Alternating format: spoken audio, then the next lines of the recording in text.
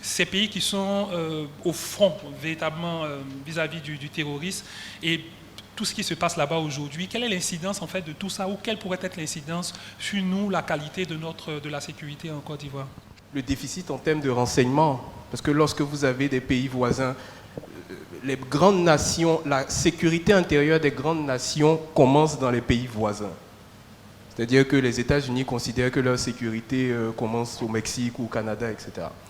Pareillement pour nous, ce qui se passe, et quand même on regarde notre histoire récente, 2002, etc., on comprend bien que ce qui se fait dans les pays voisins a une incidence immédiate sur notre sécurité. Et donc aujourd'hui, en matière de terrorisme, le principal problème, c'est, comme je disais tout à l'heure, ce déficit de renseignement-là. C'est-à-dire que lorsque vous aviez, par exemple, Ibeka qui était président au Mali, lorsque vous aviez Roch Christian Kaboré qui était président au Burkina, c'était beaucoup plus simple d'échanger le peu de renseignements qu'on arrivait à glaner entre nous, alimentés en grande partie par la France et tout, etc. Aujourd'hui, c'est beaucoup plus difficile. Donc, il y a cette capacité d'anticiper et de connaître là, dont je parlais tout à l'heure, dont le docteur Sylvain Nguesson parlait, elle est quelque part un peu mise à mal. Après, pour revenir sur ce que je disais précédemment, j'essayais d'expliquer que si les infrastructures de défense, de mon point de vue,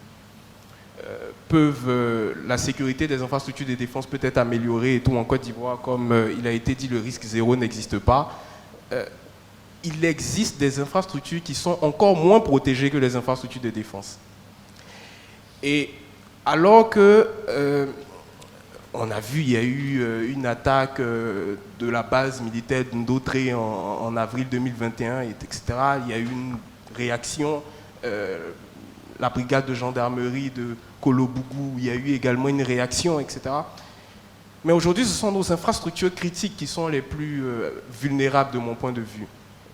Parce que, malheureusement, la réaction au niveau politique se fait toujours tardivement. On attend qu'il y ait un problème, on attend qu'il y ait un fait marquant pour se rendre compte qu'il y a un certain nombre d'infrastructures qui sont vulnérables. Là où, pour une infrastructure militaire, vous avez de toute façon des militaires en faction et tout qui peuvent réagir, quand il s'agit du port, quand il s'agit des centrales électriques, etc., c'est beaucoup plus compliqué.